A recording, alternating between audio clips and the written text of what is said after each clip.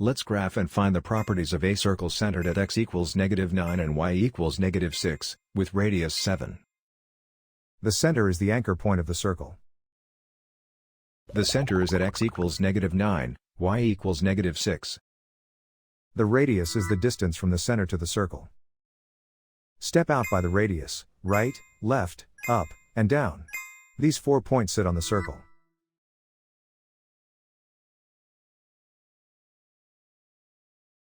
A circle equation uses center shifts on the left, radius squared on the right. Substitute the center values and the radius before simplifying the signs.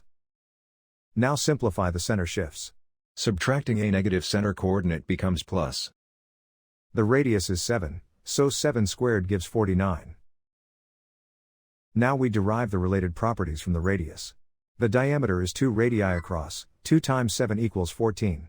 The circumference is 2 pi r, 2 times pi times 7 equals 14 pi. The area is pi r squared, pi times 7 squared equals 49 pi. So this circle is described by its center and radius.